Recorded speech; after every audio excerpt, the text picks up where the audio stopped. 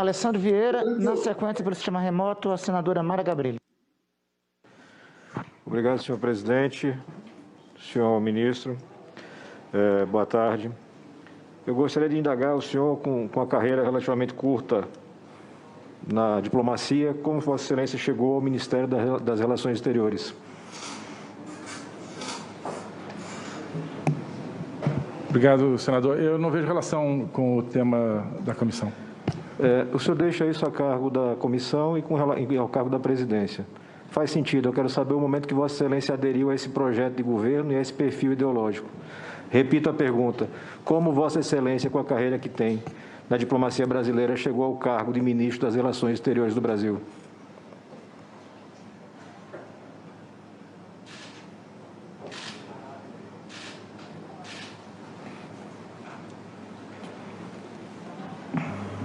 Obrigado, senador. Bem, deferência à Vossa Excelência, eu vou responder, embora continue com esse entendimento de que não diz respeito ao objeto da comissão. Cheguei por designação do presidente da República.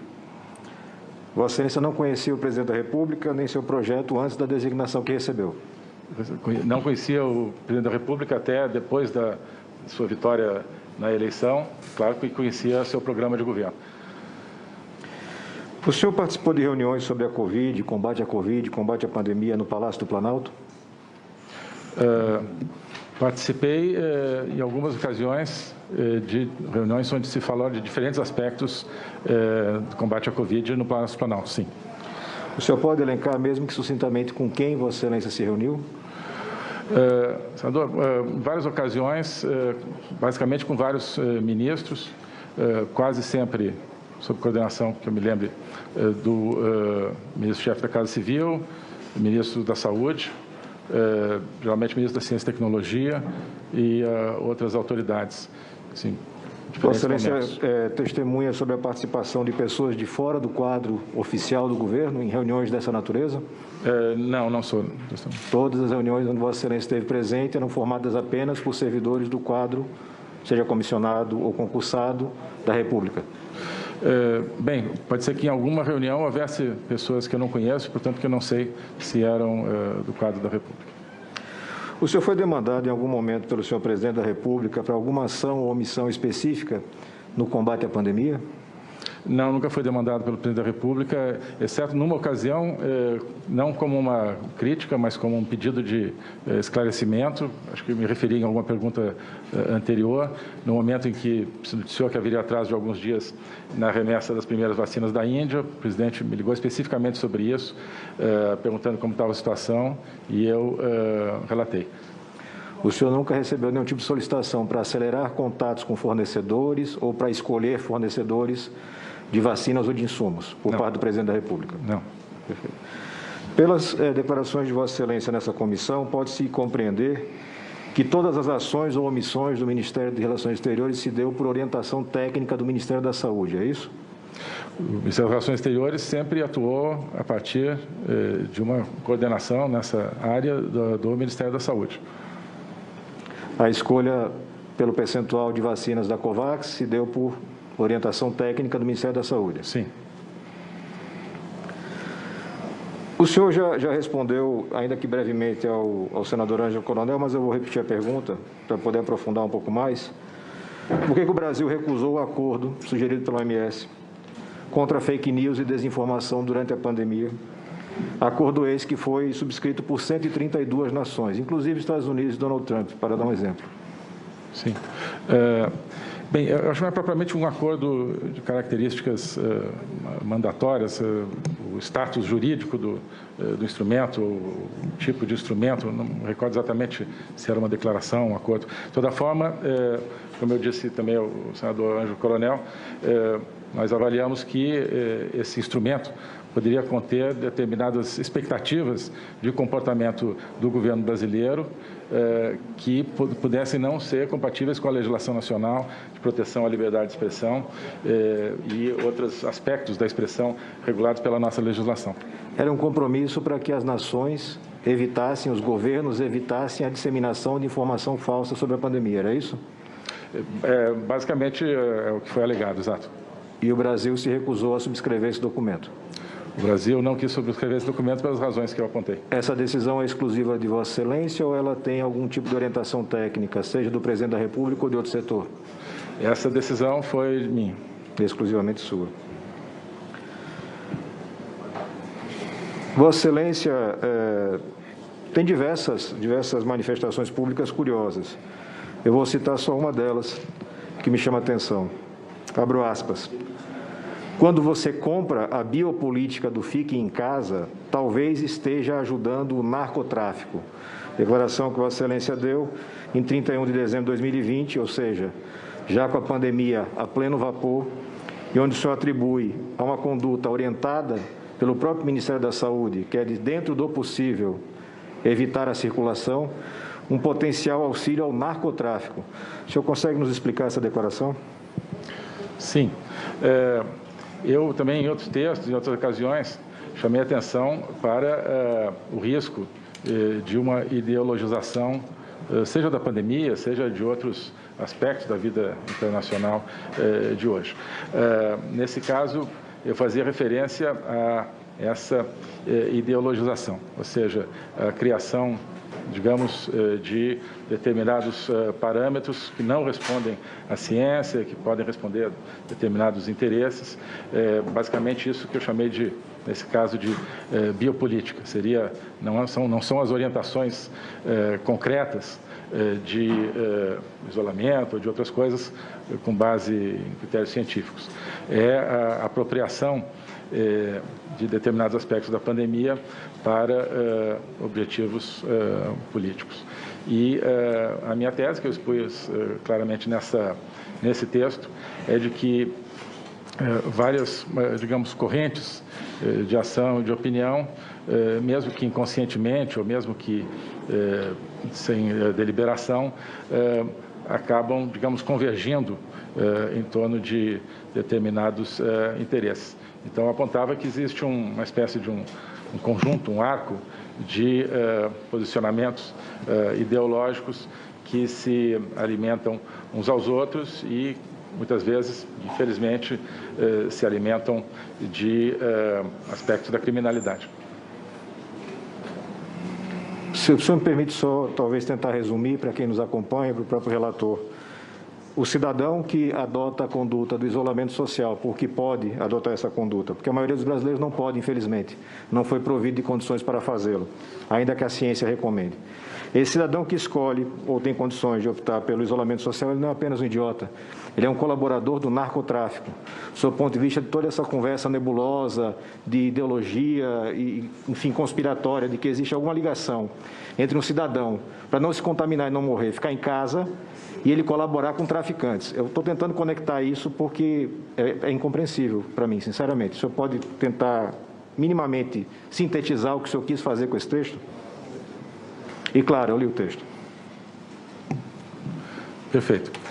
Bem, claro que não é uma opção do cidadão, né? O que eu estou falando é o pretexto da pandemia para determinadas atitudes de controle social, ou seja, de criar determinadas propensões entre as pessoas para que hajam, não de acordo com medidas, como eu disse, cientificamente comprovadas, mas uma determinada atitude ideológica, no caso diante da pandemia.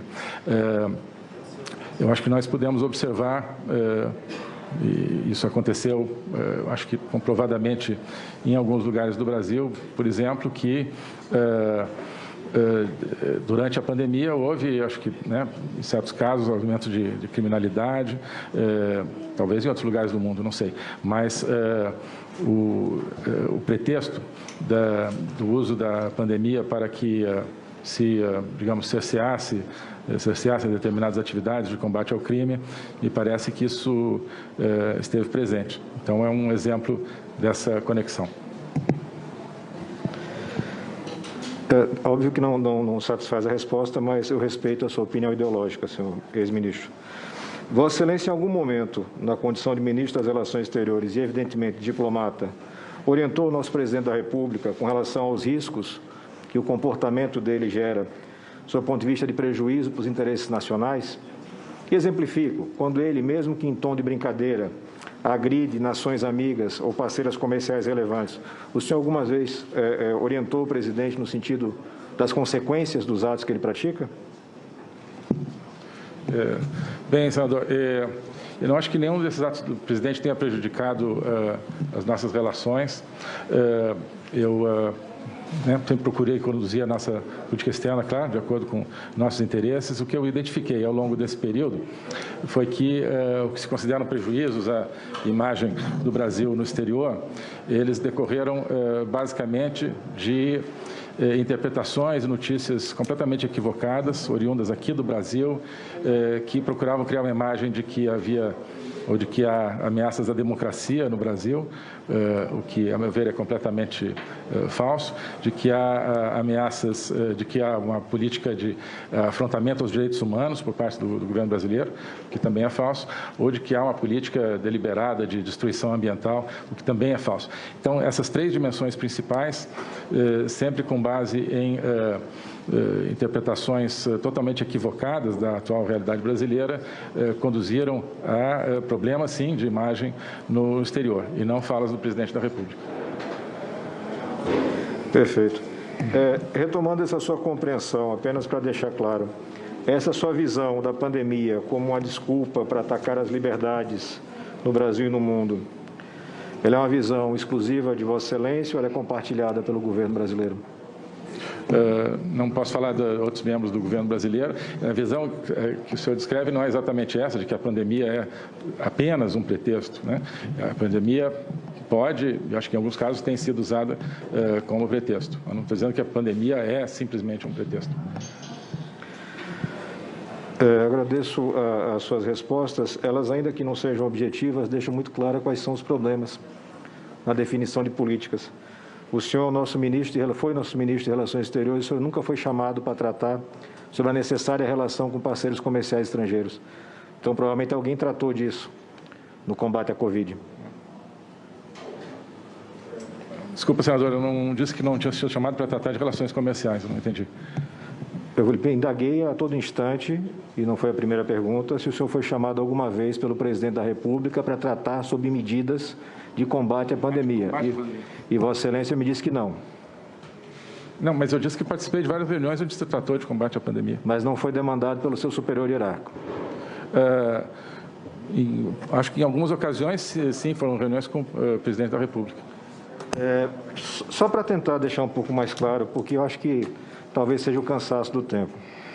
A minha pergunta foi bastante objetiva para Vossa Excelência. Se em algum momento o presidente da República lhe demandou para interferir de forma positiva ou negativa no combate à pandemia, Vossa Excelência respondeu com todas as letras que não. Não.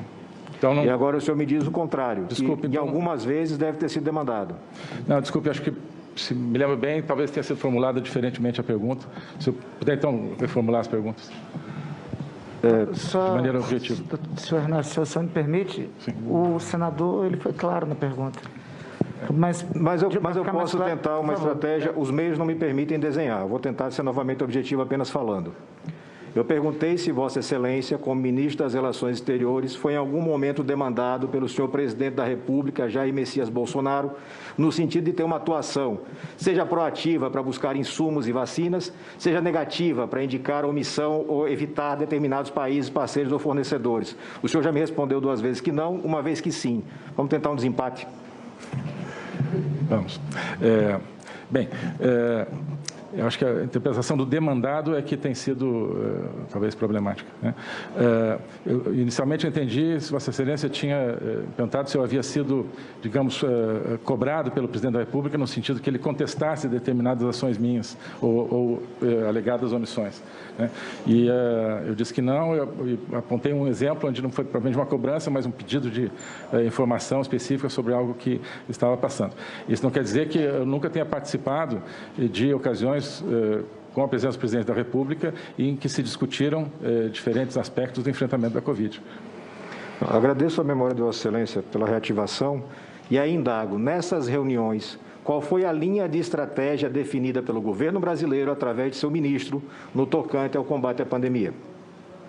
Sim, a linha seguida pelo Itamaraty foi sempre de atuar a partir 15 segundos. Daquilo que era requerido, basicamente, pelo Ministério da Saúde, em termos de negociação com a COVAX, por exemplo, em termos de momento de pedir ou não pedir aceleração de insumos, o momento de pedir aceleração de vinda de vacinas.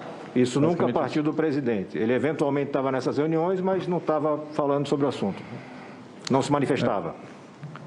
Não, veja bem, houve, ao longo desse tempo, claro, muitas reuniões ministeriais, que o presidente falava de diferentes aspectos, diferentes assuntos, né, em que se discutiam diferentes assuntos. Né.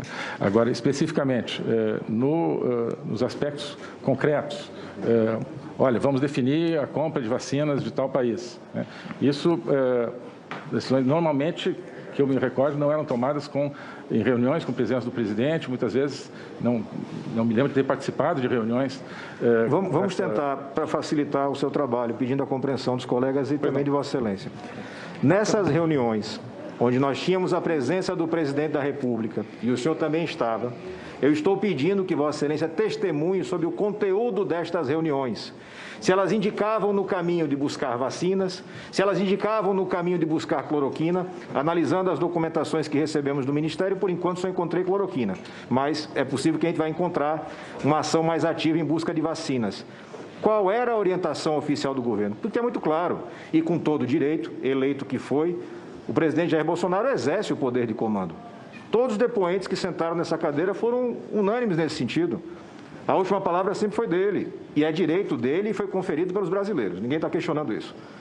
Mas Vossa Excelência é a primeira testemunha que senta nessa cadeira e diz que não se recorda qual é a posição do presidente. Não é isso. Então, qual é a posição que foi orientada ou nenhuma posição foi orientada? Ernesto, faz o que você quer. Não, de forma nenhuma. De forma nenhuma. Bem, em diferentes reuniões ministeriais, surgiu o tema da Covid, o presidente, enfim, basicamente falava da sua preocupação com a pandemia, diferentes aspectos, inclusive do aspecto econômico também, do aspecto de saúde, do aspecto de vacinas. Né? Agora, as orientações específicas para a atuação do Itamaraty, né? Então, exemplos concretos, na COVAX, negociações com a Índia, negociações com a China, provinham do Ministério da Saúde. O presidente não tinha interferência. Não sei se na deliberação que formava... Não, coisas que o senhor posição... tenha presenciado ou ouvido falar. O senhor nem presenciou, não ouviu falar o presidente falando nada do ponto de vista de uma linha de atuação. Enfim, não presenciei, claro, nessas reuniões, como eu disse, se falava da preocupação com a pandemia, mas não me recordo de reuniões onde se falasse especificamente, olha, vamos comprar tal vacina ou não vamos comprar tal vacina. Agora, com uma exceção, uma reunião em março, se não me engano, ou final de fevereiro, onde se decidiu que o presidente faria um contato com o presidente da Pfizer para a obtenção da vacina da Pfizer. Que mês? Que mês foi? Creio que fevereiro. De 2020? Não, de 2021. 2021. O senhor recebeu uma 2021? notificação através da Embaixada Brasileira em Washington em setembro. Aquela que o senhor já depôs aqui dizendo que não comunicou ao presidente porque achava que ele já sabia. Sim, mas veja bem, isso não quer dizer que foi a primeira atuação, no caso do presidente da República, desde setembro. Estou dizendo que foi uma reunião, reuniões onde se falou, por exemplo, do tema de vacinas. Recordei que foi uma reunião onde o presidente disse sim, eu quero falar com o presidente da Pfizer, não sei se era o primeiro contato que ele faria para a aquisição das vacinas. Senhor presidente, até para não atrapalhar os demais colegas, eu agradeço e desejo boa sorte na continuidade da sua carreira.